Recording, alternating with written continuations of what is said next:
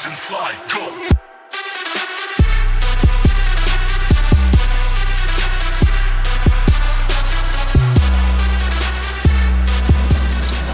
Hello, sports fans. It is your host, The Game Ninja, and welcome to 24K Movies, where we review movies and give you the honest opinion of whether you should see it or not. It's either going to be gold, silver, maybe even platinum, copper, nickel. So, what we're going to be reviewing this time is one of my favorites, all-time favorite, and arguably one of the best vampire movies ever invented. That is right,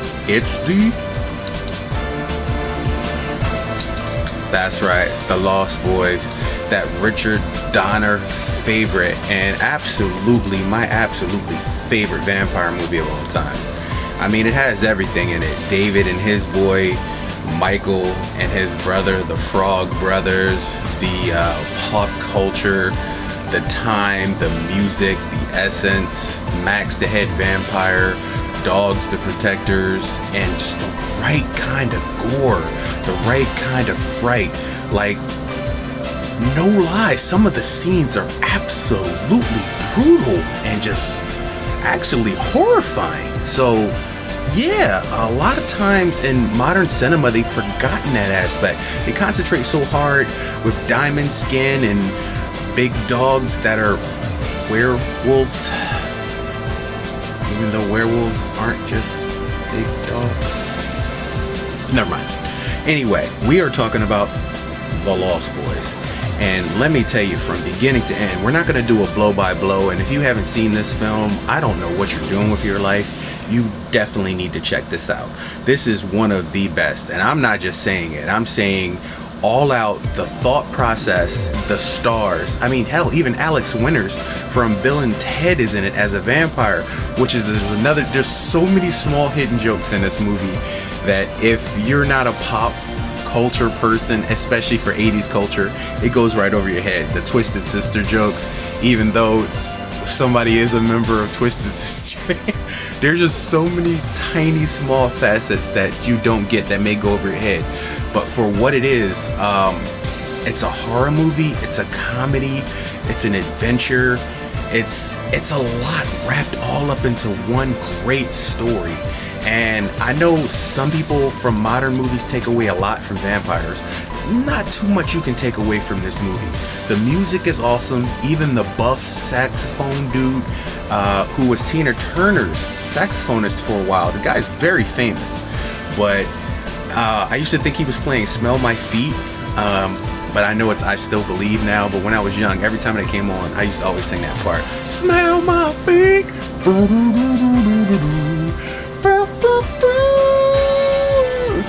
Smell my feet. Yeah, but I know it's I Still Believe. But Tim Capello, I think Saturday Night Live did a joke about him busting through walls playing the saxophone, Sergio or something like that.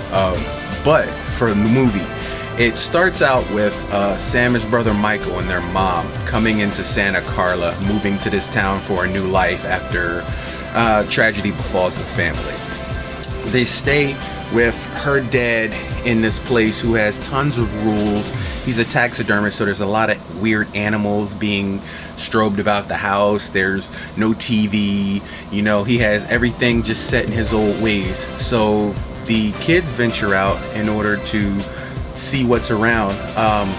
Michael with the nightlife, mostly women, music, and looking for a relationship. Sam just looking to fit in. And the mom, believe it or not, she just needs a job, which she ends up working in a video store with a guy named Max, who ironically enough ends up being the head vampire, even though the entire movie we believe it's David. So everybody's heading their separate ways, and that's when turmoil starts to seed into the house. Michael starts hanging out longer, starts hanging with the wrong people, his motorcycle group, and in one of the nights he finds a woman named Star who he wants to be with, but it seems like she has a boyfriend. Michael tries to woo her and ends up caught up in kind of a gang fight with David and his boys, because they just, want to ride around on motorcycles on the beach, and it's an awesome soundtrack. Say Hello to the Night is one of the greatest scenes in cinema, in my opinion. Oh my God, that "Say Hello to the Night" song while they're riding through the sand and the little forest thing in Enclave. Oh my God, it is what movies are about. And I absolutely adore that scene. There's so many in there to pick from. Like I said, that is just one of them. Like I said, so many cool scenes, mostly centered around music in the movie, which is, like I said, it's a phenomenal soundtrack. But after the mom finds a job and Michael starts hanging out with his gang, and Sam finds a comic book shop by, of all people, another one of the Coreys, Corey Feldman, and his brother, known as the Frog Brothers. So we have both Coreys in this movie, which is by itself on point. You see how I just keep stacking. Like, this movie was absolute gold to begin with. And I give it a platinum rating. If I could, I'd give it higher than a platinum rating. And as the chemistry just starts to circle around this world, it brings it all together. We find out that Michael hangs out with this group. They accept him with one of their own, and he ends up drinking David's blood, which turns him into half a vampire, just like the woman Star that he's trying to get with, along with Laddie, another little kid that she's taking care of.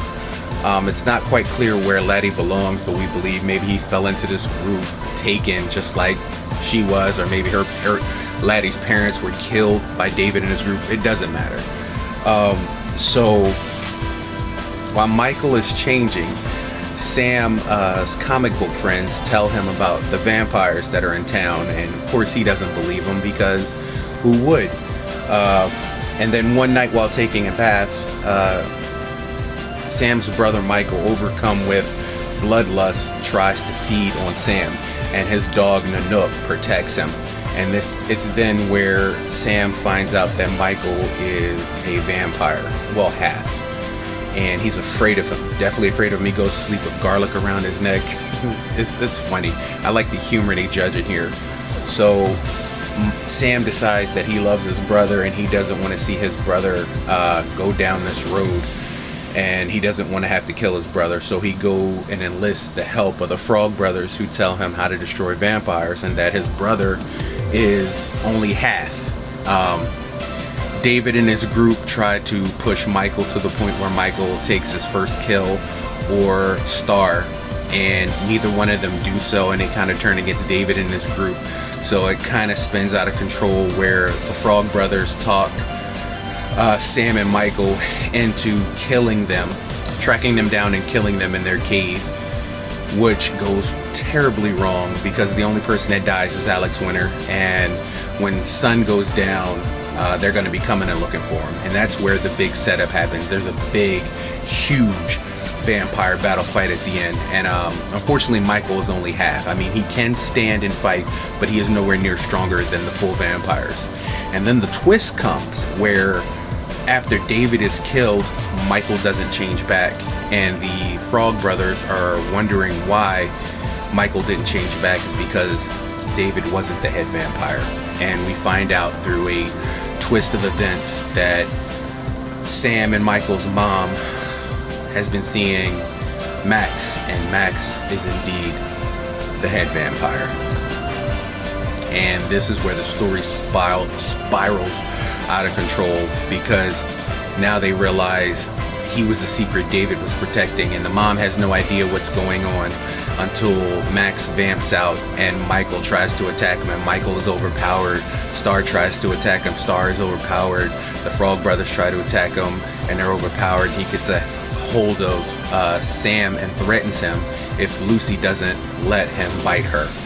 And just as she gives in to be bitten, because Max wants one big happy vampire family, or as Corey Feldman says, the blood-sucking Brady Bunch, the door crashes in the front wall, and it's her father. And he comes through with a gigantic wooden stake, and he shoots the stakes forward, killing Max and destroying most of the house. And then we see Michael and Star and Laddie turn back, because of course the head vampire was killed, and Then Dan kind of walks to the refrigerator and opens up and grabs one of his drinks, and everybody's kind of like looking at him because it's this odd moment. That's the only thing I can take away from this movie. It has an odd moment at the end where you're not quite sure what's going on with Dan, her father, and he just stops and looks at the camera as he takes a drink and she's calling his name. He doesn't say anything, and he says, "One thing about Santa Carla I never could stomach, all the damn vampires." And it fades to black. And they tried sequels. They tried to reduplicate and strike twice, but they really couldn't. I mean, the third one I saw, it wasn't too bad, but nothing close to the original. And sometimes I know you want to do a sequel to do a film justice and you want to crank it out, but sometimes it's just not worth it. In this series, The Lost Boys Part 1, the original, stands alone. And it stands as one of my best, if not the best, vampire movie I have ever seen. And that is bar none. And that's why we are giving that platinum rating. And if we could, we would go higher. So, The Lost Boys, have you seen it? Do you want to see it? Check it out. Drop a comment, like and subscribe. Let me know below.